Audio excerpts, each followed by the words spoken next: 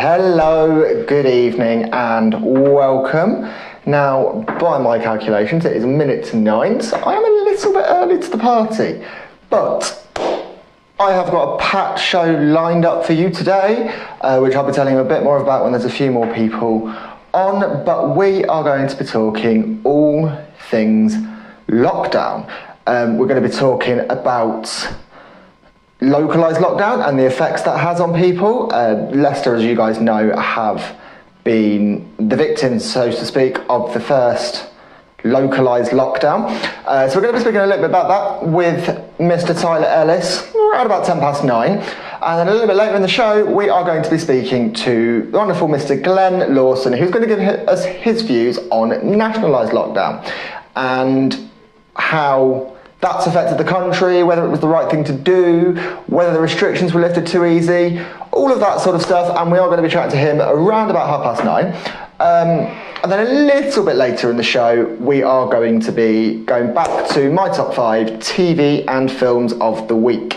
So now that we've got a few more people and it is 9 o'clock, good evening everybody, my name is Callum Lucas and you are watching Lockdown Live Sessions here live on Facebook on a Sunday evening, a very windy Sunday evening, should I say really. But first, before all of that I've just spoken about, before we talk about all the lockdown stuff, today is a very special day, so to speak, because today is the 72nd birthday of our amazing NHS.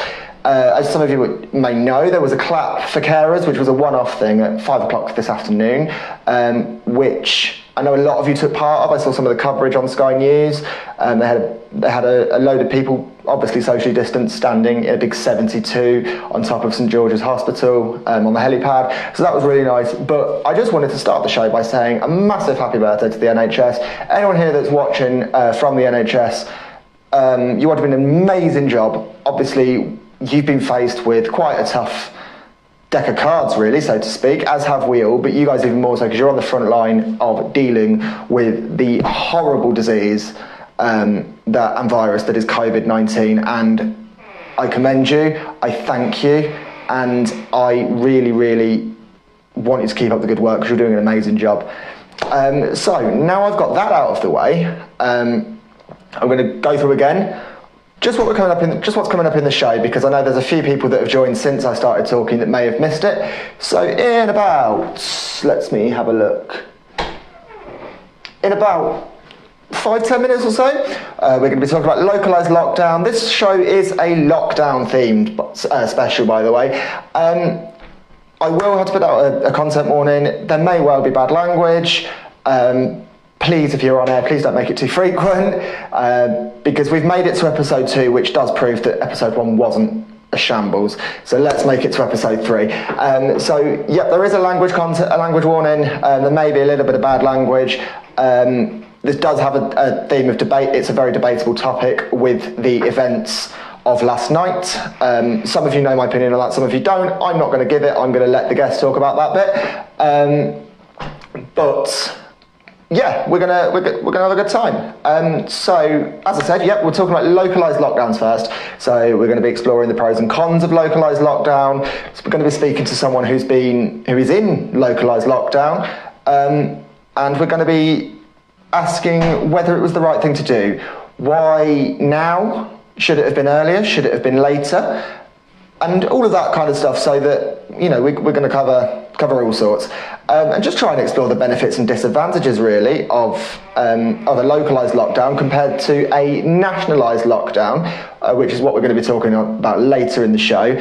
And again, whether that was the right thing to do. Did the restrictions come too early? Those of you that were in the pub, I hope you were socially distancing, and I hope you were careful, and I really hope that you weren't involved or got hurt or injured or involved in any way in the madness that was last night. A couple of people have said, hey, good evening Judy, good evening Jamie Lee, and good evening to everyone else. But yes, as I was saying, hopefully you guys weren't involved in the madness of last night, didn't get injured, didn't get hurt. If you were out last night, I hope you were careful, because I know for a fact there's a couple of people on this live feed that were out, so I hope you were careful, and I really hope that, you know, you were staying safe, you were socially distancing. I know it's quite hard when you've had a few drinks and you haven't seen your friends for a long time to socially distance, but I hope you guys kept to that. And really, we're going to be asking ourselves whether those nationalised lockdowns, whether the nationalised lockdown, was a good thing, whether it happened at the right time, did it happen too late, did it happen too early, were the right restrictions put in place in the right time? Because I know that a lot of people have varying different views on it, and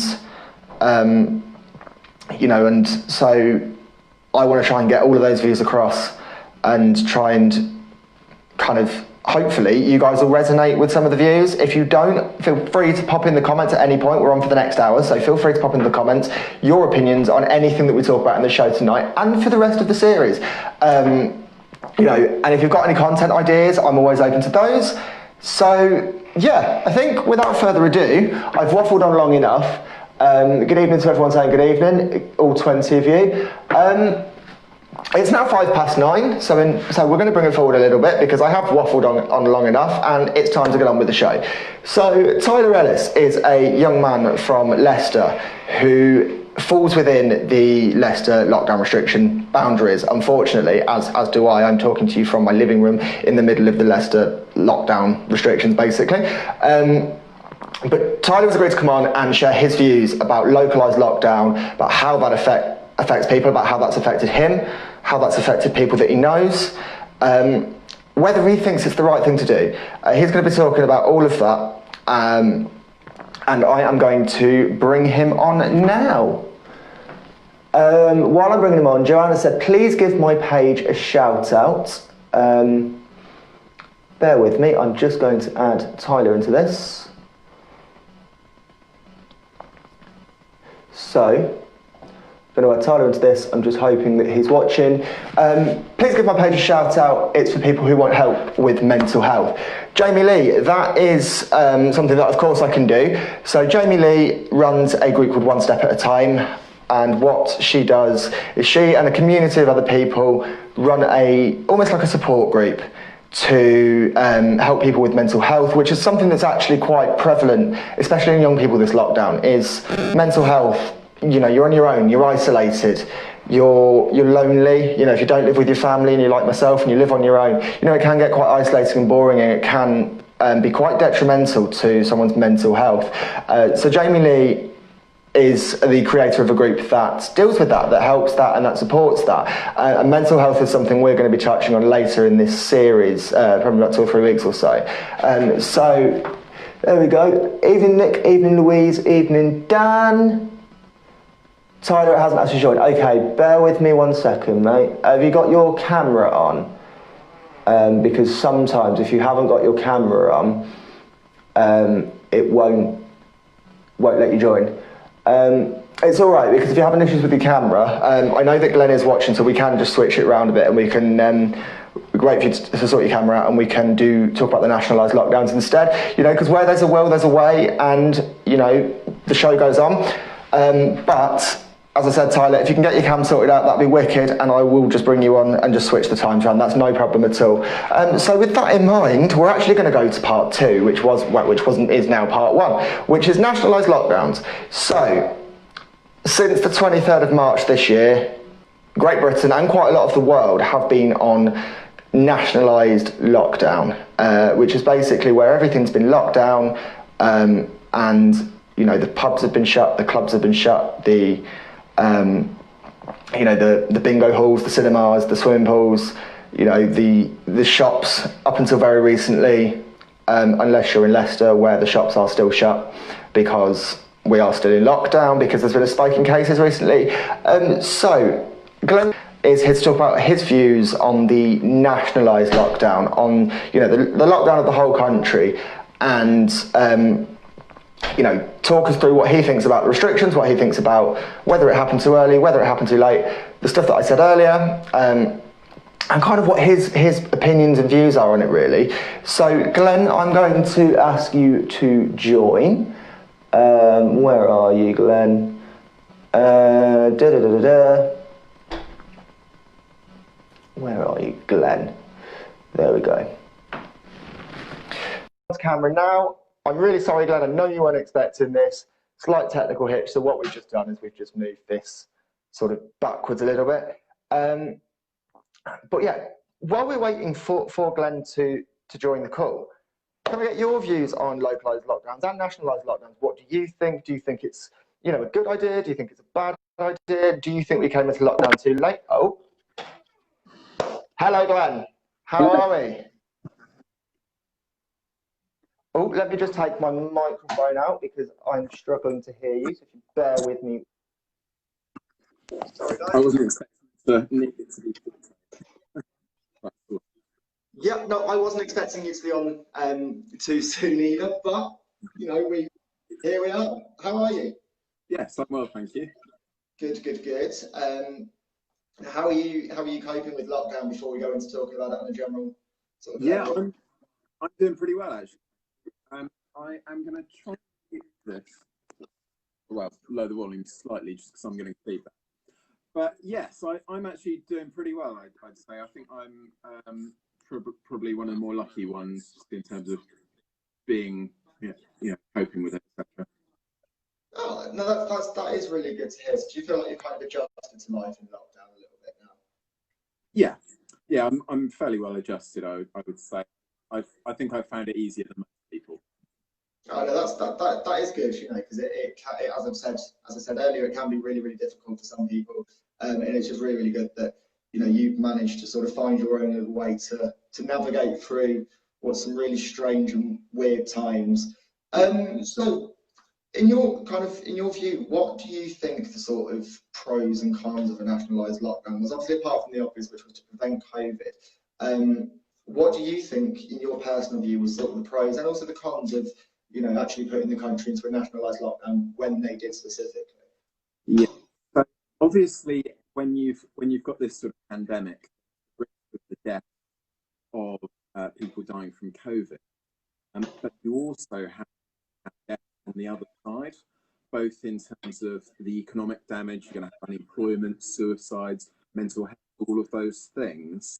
But you also have issues around other medical conditions aren't diagnosed or treated. You actually get quite a lot of extra deaths, partly because of that fear and because people are not wanting to go into these places. So it's definitely a difficult one, and it's nowhere near as simple as a lot of people would have you believe, where we must lock down or we must not lock down. You know, people are very polarized. You know, they say this is the truth, but the truth is it's difficult and it's a balancing act. No, definitely. I do completely agree. And I mean, do you think the government was right to lock down when they did? Do you think it should have been earlier? Do you think it should have been later? I think it's a very difficult one. I'm sympathetic to their choice, but personally, I think that if things are played out, we probably would have been better off taking the Sweden approach and doing more of a common sense type non-lockdown, but socially distance and things like that. I think that would have potentially been more sensible, given the UK is global and we have a very, very high density, and because it's got such a long incubation period, it actually spread a long way through our population from the looks of it Yeah, before effectively we even knew where we were. yeah. No, that's also complete. You know, that's completely fair enough. I mean, it is a very difficult question because you know it's a question that a lot of people are divided on. And you know, as you said, you know, some people want to go into lockdown, wanted to go into lockdown from the minute that you know COVID became a thing. Some people like yourself, you know, saying take a Sweden approach, which is quite interesting because obviously Sweden do have a really quite a high sort of rate of cases. So with that kind of in mind, what do you think? I know you kind of already sort of answered it in your last answer, but why do you think the Sweden approach? What do you think the benefits of, you know, and also looking at the events of last night, do you think that actually we'd have adjusted well and responded well to a Sweden approach? Do you think that the British people would have actually, you know, abided by that and used their common sense to keep their social distance? Well, we do have a very different culture, that is true, and you've got to take the numbers according to per population. Yeah, That's the way to do it. And yes, Sweden does have higher rates than the comparable countries around. However, not drastically higher, and ultimately their economy kind of fare much. And I say there is all those issues along with that, as well as mental, etc. So again, it's a difficult one. You know, I wouldn't be unequivocal in saying this is absolutely the right thing to do. If I was in charge, I was doing this, and it would be right. But you know, my gut feel, my opinion, based on the evidence where we are now. Yeah, no, that is really interesting. And I guess to kind of flip it on its head a little bit and go completely to the other end of the scale, what do you think would have been kind of the benefits and disadvantages of a, say, for example, Sweden approach compared to the one, I know it's a very big comparison, but compared to the one in New Zealand, which, with the exception of 2 people, has now eradicated COVID? I don't think New Zealand at all, because of the population density. They are so fast populated, it I don't think it's helpful to draw those kind of comparisons. I think that maybe a better example that would potentially be useful would be Japan in terms of population. How then you then run into the issue of them not having that sort of global hub issue. So they were, things started later there because they didn't have that constant flow. You know, Italy has a lot of flow with China, and Italy has a lot of flow with us. So it came very direct, you know, almost directly to us in quite large numbers.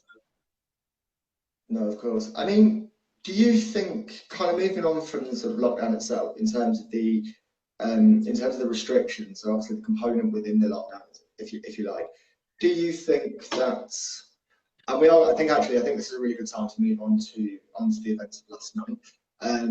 Do you think the restrictions were lifted too soon? Do you think Boris was wrong to lift the restrictions on a Saturday? Do you think it should have been phased? What's your views on the kind of current restrictions? Given what I've said about the rest, and the fact I'm not so convinced on the lockdown being the correct approach, I'm actually fairly sympathetic to the concept of no, let's just lock down, or at least bring in these phases of starting to end lockdown. And with, you know, the opening of hubs, you know, ultimately you are going to have some people who are going to be, you know, make bad choices, whatever. You know, it could be too sort of. I really don't want to demonize the people who you know, made these choices effectively. And I think that goes to a lot of the other things. You know, people going to the beach, people protesting ending lockdown for BLM. It's very easy to make judgments. Go, no, these people are, you know, awful. They're idiots. They're this. That, but I don't think they're the reason behind it, sort of thing.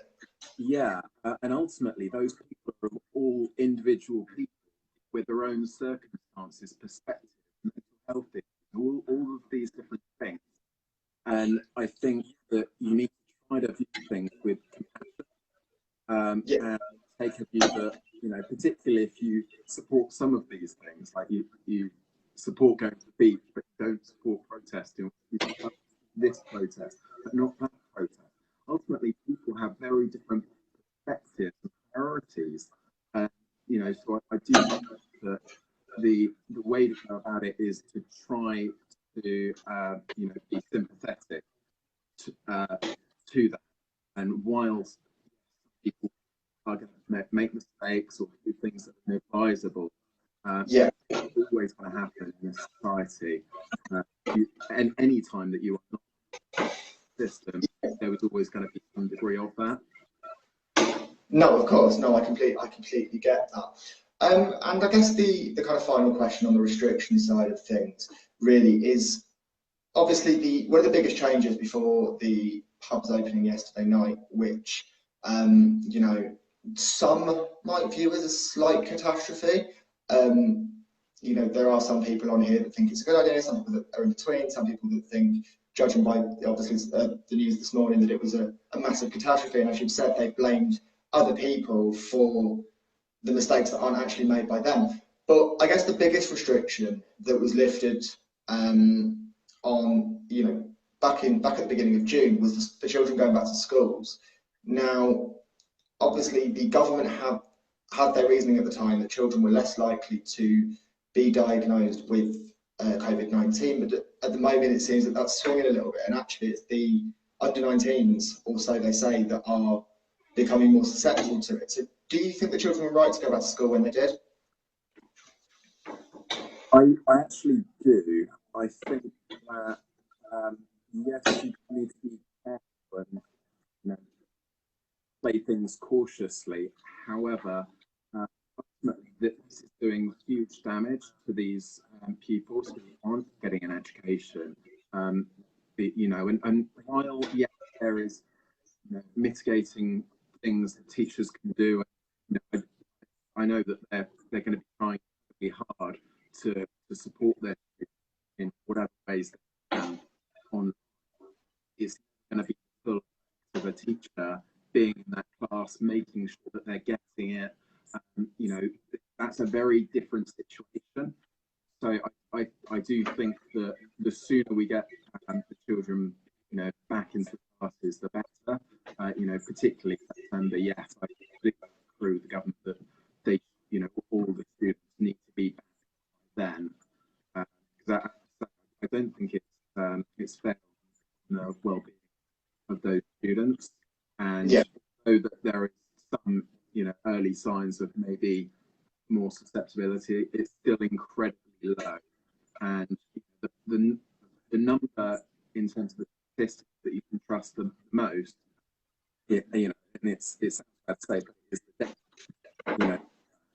Otherwise we don't know how many people were tested. You can't test 100% of the people, so the ultimate number that that tells us that the rough amount of COVID issues is going to be the people that have died from it, and that has been low and falling for a while now. So I do think that we need to take the tough choices to go back to school. Yeah.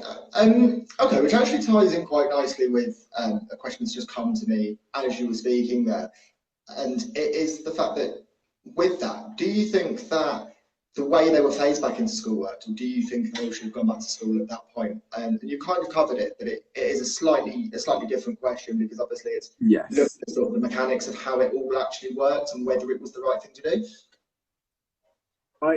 I think it probably was, because the way that they did was it was done in a way intentionally, I think, in order to give the parents confidence would be that there would be lots of social distancing, and it would be taking an awful lot of care. So in that sense, bearing in mind it's always most difficult to get the ball rolling. If you were just to announce, right, tomorrow everyone's back, I think an awful lot of parents No, yeah. And that would cause all sorts of other problems. Also, from a curriculum perspective, as the teachers, when they get them back in September, they're trying to get everyone up to speed. So if you have pupils who aren't then attending, then those pupils aren't getting that catch up. No, of course. And actually, do you know what? A very quite interesting questions coming here on the comments, and it was actually one that I was going to point out. And obviously, kind of with that, obviously we've given the parents confidence that the schools can potentially provide lots of social distancing, follow the COVID guidelines, etc., etc. But obviously, when explaining it to the children, because obviously they are between between 4 and 6, and then between 10 and 11, and at that age they kind of just want to play and wrestle and try and find themselves and find their groups. So, in that respect, how do you think that that could be managed? Do you think that the parents are going to have the confidence that could be managed? Because that, in a sense, is just as important as obviously giving the parents confidence that the school are going to put in procedures. Yeah, I think the way that it's going to be done is it's effectively going to be bubbled. So you're going to have certain people who are with each other all the time. Yeah. That they study together, they learn the lessons together, and they play together.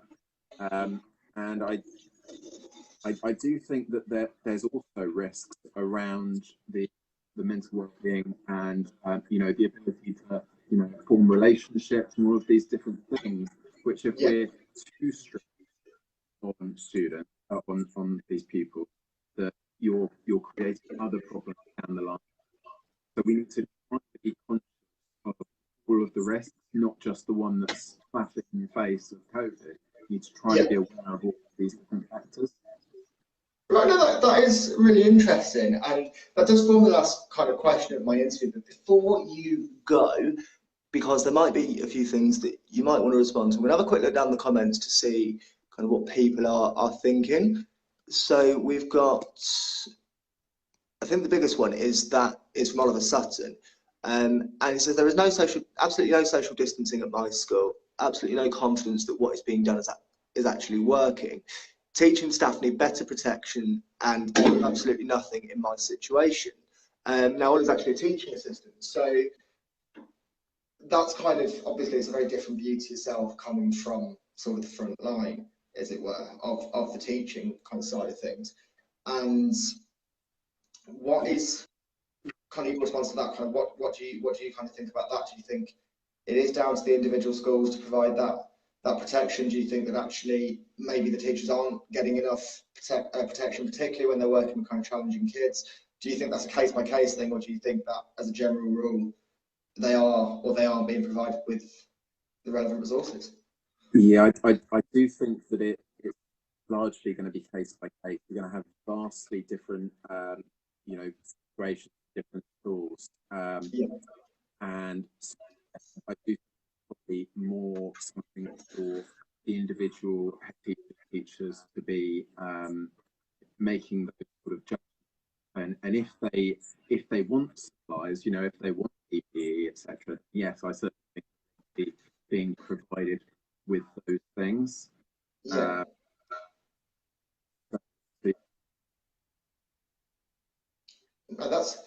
is, you know, it's really interesting. And this is the whole kind of thing of the discussion. Is it is a discussion to get various different viewpoints, and you know, it has turned into more of a debate, which is good, because, you know, actually, you know, people are actually kind of saying, well, actually, why do you think this and why do you think that? And then, you know, you're kind of almost bouncing back the question, saying, right, this is what I think, so sort of explain what you think. And this is kind of one of the reasons I did this, because actually nationalised lockdown is a big thing at the moment. Obviously, you can't get away from it. There's absolutely nothing about it you can get away. If you're in Leicester, you can't get away at all. You know, and it is really, really good to hear other people's viewpoints, especially kind of standing here from a neutral ground. You know, I have, you know, listening to some people on here that are against children going back to schools, yourself being for it, and as I said, that forms the sort of end of the interview, as we have no more comments. So thank you so much for coming onto the show. I know it was really last minute, and you agreed to do this, was it yesterday? Yeah. So thank you so much for stepping in and doing this, because it has been really, really good to talk to you. It's been really, really good to hear your viewpoint. Actually, it's been quite interesting. It's been quite interesting to see the feedback from other people with regards to your viewpoint, people sharing their own, etc., etc. So thank you for that. Have you got anything else? Any last words you want to say, Glenn? Sure. Yeah. Yeah. Firstly, not a problem. Happy to help. Yeah. And secondly, I would say that yes, these are my opinions, but actually, I can perfectly see other sides of the argument, and you know, ultimately, that's what we all need to try to do. We all need to try to get in that bit of trying to look at things from the other perspective, and even if we don't agree, be like, well, I can see why they would think that, and trying to come together in that way, be more of a friendly community, sort of a neutral ground. Yeah, opposed to the sort of demonization, which I think the media sort of definitely eggs on, you know, sort of causes some of those problems. Yeah. No, that's really, really helpful. As I said, once again, Glenn, thank you so much for stepping in last minute and being part of the show. It has been wicked to to have you on, and thank you so much for your support, obviously, both this week and last week. And hopefully, I may get a chance to interview you again soon about a completely different topic. Yes. Right. Have a good night. Enjoy the rest of the show, and I will see you soon. Right. There we go. Now that was a good interview. As you can see, I have lost my mic because I could not hear the headphone jack. So thankfully my voice is loud enough. So to those that have all joined, good evening. My name's Callum Lucas, if you don't already know who I am, and this is Lockdown Live Sessions, which is coming to you from my hallway in Leicester. And today we are talking about lockdown, nationalised lockdown, localised lockdown, and views and opinions on that. We've just had Mr. Glenn Lawson give quite an in-depth opinion about his views on lockdown and how it works, and what the restrictions, children in schools. If you missed that, do head back. Tyler, I'm going to see if I can get you on camera now, if you bear with me.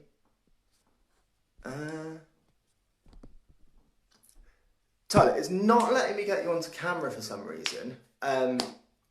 But what I'm going to do is, obviously we were having a conversation earlier, so while I'm talking and going through the rest of the show, because we can't get you onto camera because for some reason it's not working, if you pop a couple of comments in response to a couple of questions as we go through the show, and then what I'll do is I'll read them out, and then hopefully, fingers crossed. Actually, Tyler, if you come out of it and go back into it again, it might work, because that might be, I don't know what it is, but if you, we had a similar issue with last week's guest last week, so if you go out of Facebook Live, restart Facebook and come back into it, it might be solved. So, Judy, kids who were known to social services could opt to send kids in. Parents who didn't work were still sending kids in. That's an interesting point. Obviously, kids were being sent in on a case-by-case basis, or were supposed to. Schools were only supposed to be open up until the 15th of June for vulnerable children and children with an education, health and care plan. Apologies, because I can never remember what that stands for, so please tell me if I've got that wrong. But what do you guys think? Do you think people were flouting the rules and still sending their kids in just because they were bored of them being at home? Do you think that there were people that just knew that it was hard work teaching? Because there have been mixed reviews about kind of homeschooling and teaching at home, with some people saying, yeah, I really love it, it means I get to spend time with my kids, and others saying, actually, I really hate it. I really, really hate it, and send them back. Let's see. Right,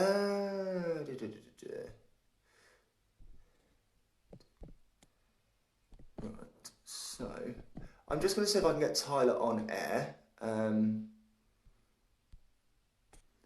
friends, it does say you're already invited, Tyler. I don't know what it is. And for some reason, it's not, because normally it will show me a little green camera icon to say that you're available on camera, and for some reason it's not doing that. Don't worry too much. Kind of in the meantime, give us your view on how you feel that young people have been affected by the lockdown, particularly in a local sense. You're a Leicester lad, you've been affected by it yourself. So give us a bit of background as to kind of how lockdown's affected you and friends and family, etc. Kind of more specifically, when on Monday night last week, Leicester was announced to be in a localised lockdown. And I will read your comments out in a bit.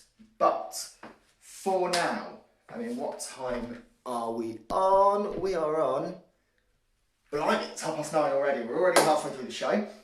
So while Tyler's getting himself sorted with that question, I am going to go to the next part of the show and run through my top 5 TV and film of the week.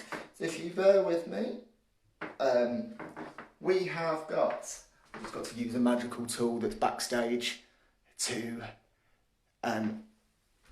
just double check that I've got everything in the right order, but we're all good.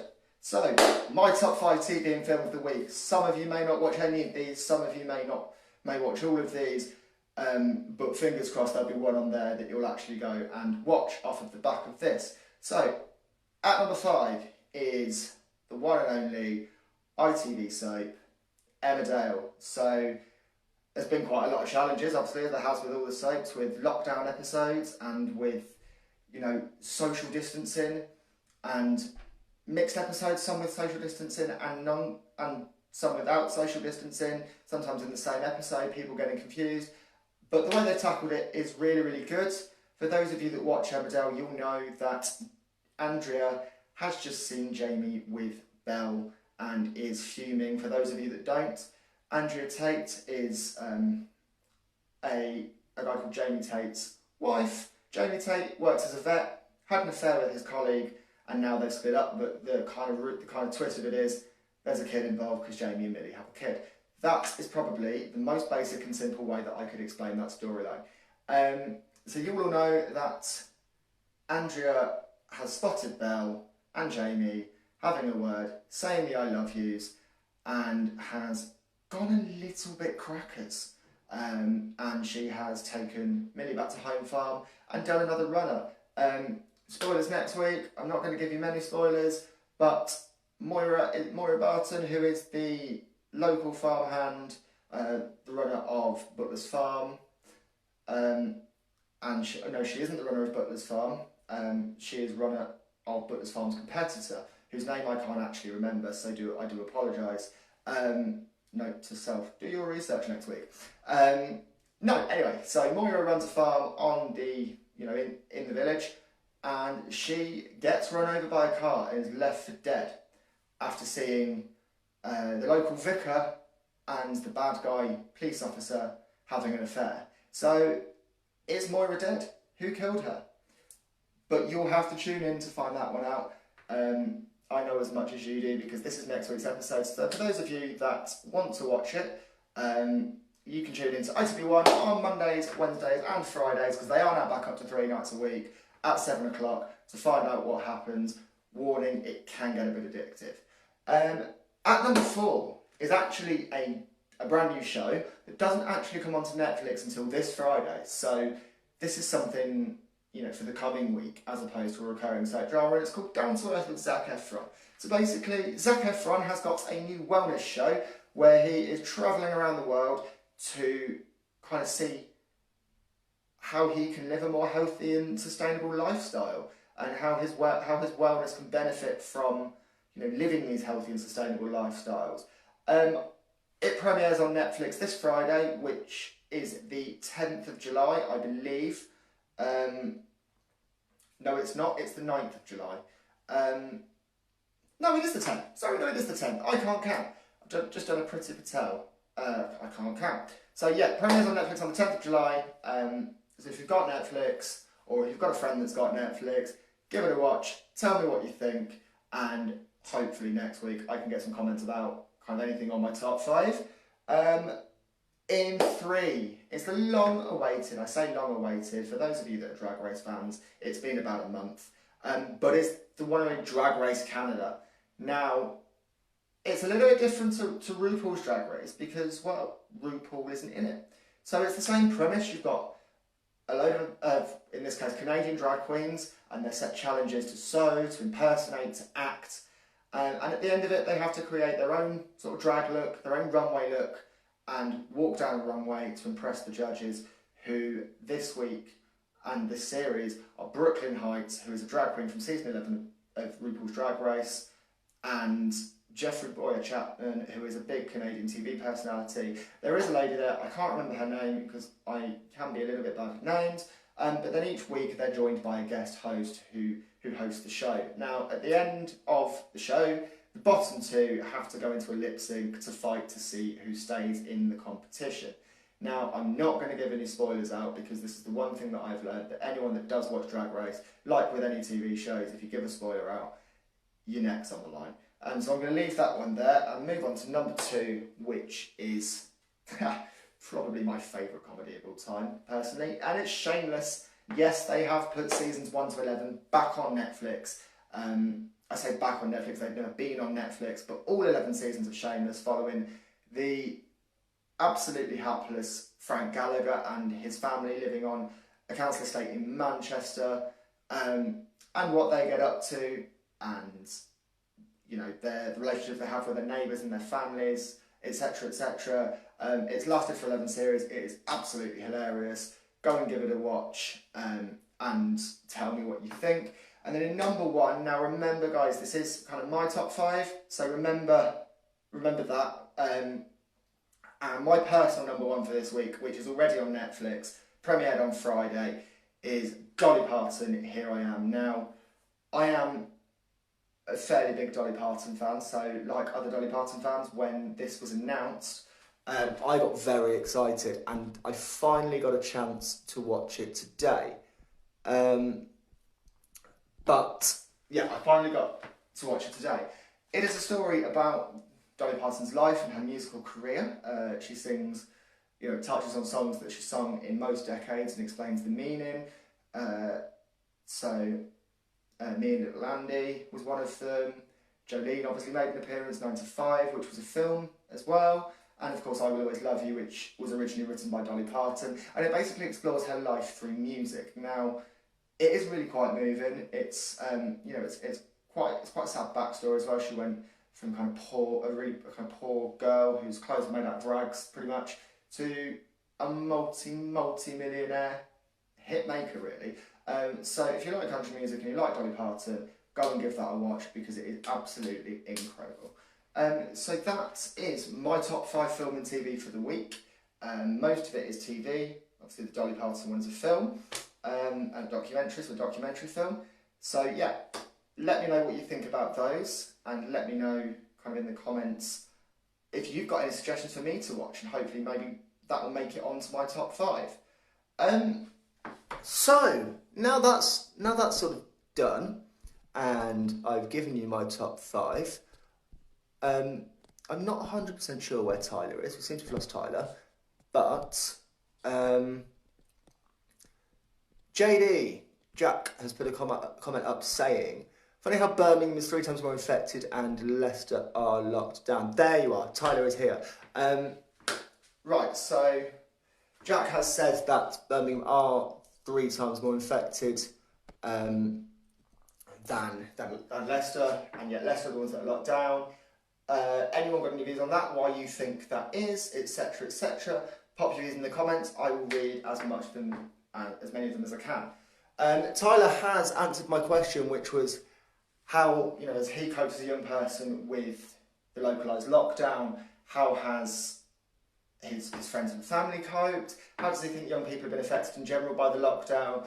And Tyler has said, it's hard because everyone has different battles. I think a lot of people are anxious because amongst all of this COVID mayhem, Leicester's taking the spotlight. I think everything was lifted way too quick. It was clearly visible. We couldn't even do the first lockdown properly, so why dim the rules down? I get about the economy, but they're risking people's lives. I think the reason Leicester's been hit hard is we have a lot of factories. Most of the breakouts have been in the factories. I even spoke to a man who worked in one of the local factories, and who said he couldn't afford to not go to work. The factory workers are literally being encouraged to go back to work even when showing symptoms. I know it's not the only reason, but when looking into it, it is clear to see that's been a major cause. Personally, though, what scares me is I don't trust it. I don't trust the government, and I don't trust that even if 99% of people abide by the rules. That 1% will be the cause of it killing more. I think a lot of people think this is going away, but it will take years to do trials and for life to return back to normal. The scary thing is this is the new normal, and I think a lot of people are finding it hard to come to terms with that. It's human nature to return back to normal, but what is normal now? And that is a great way to end that. It's a great question. What is normal now? Do you still consider normal being the same thing as it was 6 months ago? Do you consider lockdown to be the new normal? And that is a question, Tyler, that's for yourself, and it's for everyone else that is watching. With what do you think? What is normal now? Do you consider being isolated and let go by the government at different stages to be normal, or do you consider the normal that was 6 months ago to still be normal? Tyler, I mean, how obviously you kind of work with young people as well, so you've told me. So in your view, obviously more of a generic term, how do you think young people have adjusted to life in lockdown? You know, how do you think that's affected them? Do you think it's detrimented them in any way? Do you think it's been advantageous in any way? What do you think? And the same question goes to all of you guys. What do you think what do you think about young people kind of being locked down, kind of being told they can't see their friends? And that, by young people, I mean anything from from school ages right up until sort of 24, 25. And to flip it over, the same thing for older people. Kind of, what do you think? You know, what do you think about? How do you think it will affect them? How do you think it will affect them being locked down? You've got a lot of people in care homes who are seeing people die around them. So how do you think it would kind of affect them? And kind of just to compare the two and flip and find the reasonings for why. Hi guys, I got cut off again. We have gone over again the allowed Facebook timings of 45 minutes. So I'm going to ask kind of one more question, and that is the one that I've just asked. So, how are young people affected by lockdown? How do you think, Tyler, that people are affected? How do you think they've dealt with it? How do you think they have they've adjusted to it? And do you think it's affected them negatively or even positively in any way? Hi Ollie, and hello. Who have we got here? Oh no, that's not what I want to do. Judy.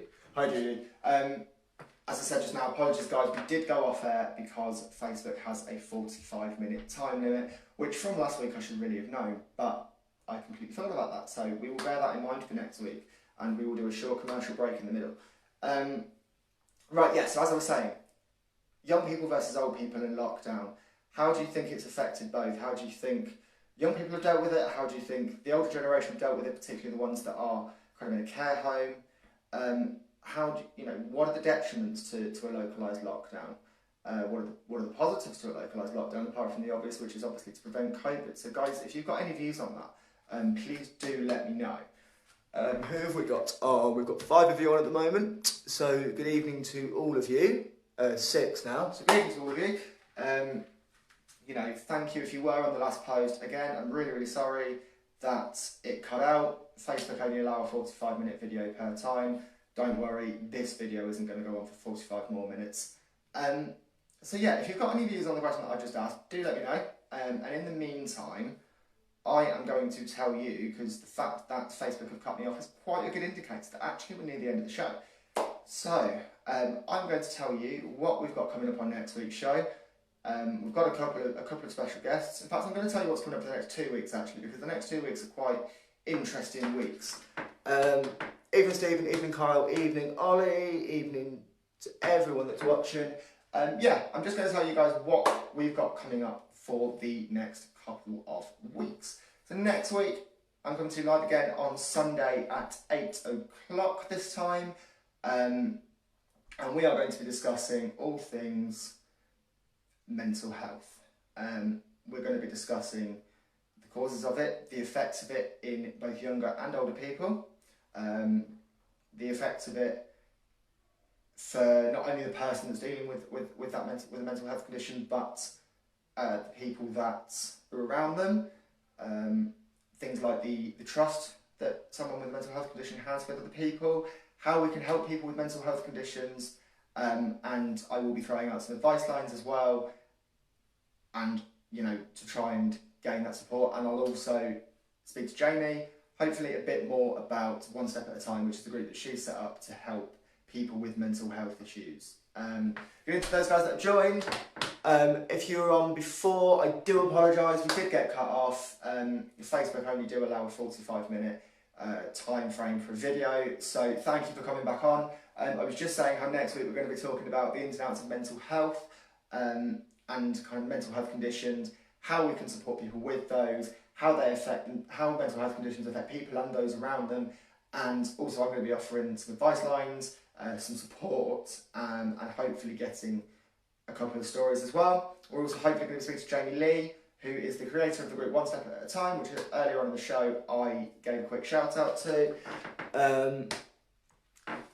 just had a comment. Oh, another brilliant show, a star in the making. Thank you very much, Ollie. And can I also make this point as well, while I'm on that comment, that Ollie was a guest of mine last week for the first show, for those of you that didn't see it, and we were talking about being gay and religious. Without going into detail, we had to take the video down for various different reasons, but it will be going back up again, and it will be going back up again hopefully within the next couple of days, with the comments disabled, so that those of you that didn't watch it, and it will be going onto my own separate Lockdown Live Sessions page, which I'm currently in the process of working out and making. And thank you, Luke. Really interesting show. Can't wait for next week. Thank you very much, Luke. You know, and thank you to all of you guys who have stuck with it and heard me witter on for the last 50 minutes of your time. And also thank you to Glenn as well for being on the show. But as I was saying, Ollie came onto the show, the very, very first show, to talk about being gay and religious, and was absolutely phenomenal. So big shout out to you. I will be putting those back onto Facebook within the next week on a very separate page that's going to hopefully be the official Lockdown Live Sessions page. But what I am going to be doing is I'm going to be disabling the comments for that one for reasons that I'm not going to go into on air. Evening Sam, evening Ryan, evening Jan. Good evening, Jan.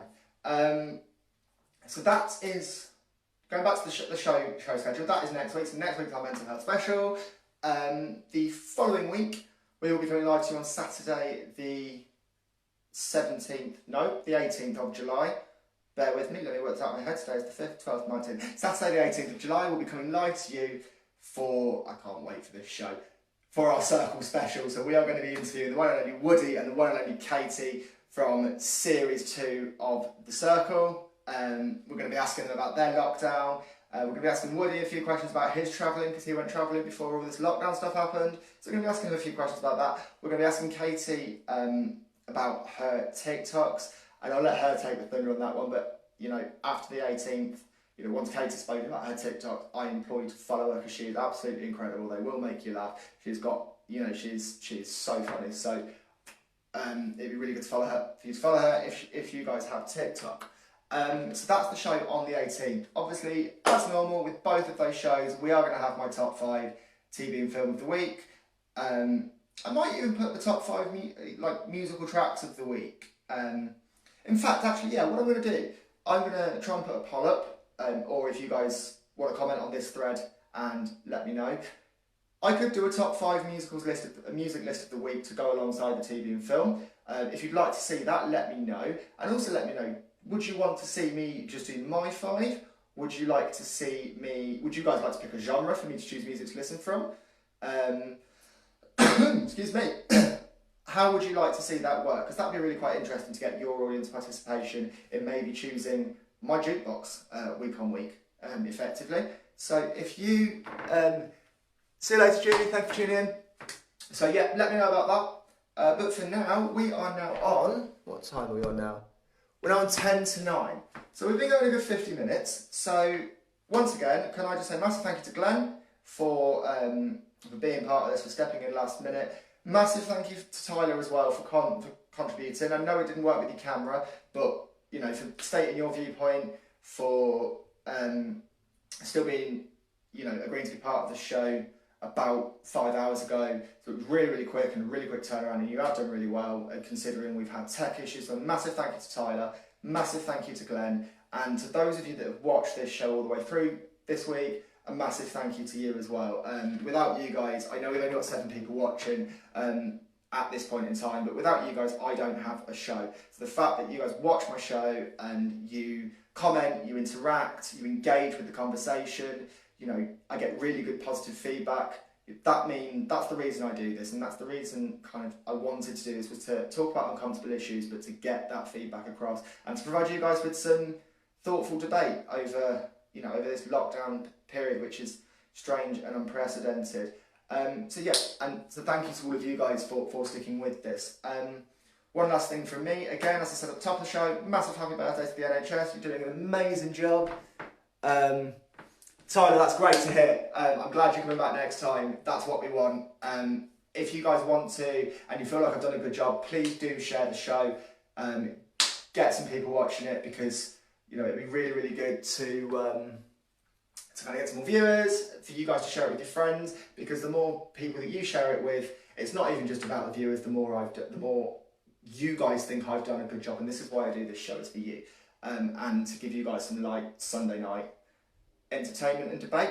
Well, yeah, that is the end of the show, and that has flown by. So, as I said, join me next week for the mental health special, where we will have a couple of special guests. We'll be talking about one step at a time. Jamie Lee will hopefully telling us a little bit more about that, and we will be talking about mental health in general. But I do want to stress before I go, it is a generalised sort of mental health show rather than based on specific conditions. It was interesting, thank you, Anna. Rather than based on different kind of conditions. So what we will do is kind of either later in this series, probably will be later in the series, we will kind of talk about various conditions and how they differ from each other and how best to support people with varying different conditions. One other thing, on the 26th of July as well, so it's just scheduled for July, we will be doing a domestic violence special, which I'll tell you a bit more about next week. But for now, I've been Callum Lucas, this has been Lockdown Live. You've been a fantastic audience, thank you so much for watching. Good night, God bless.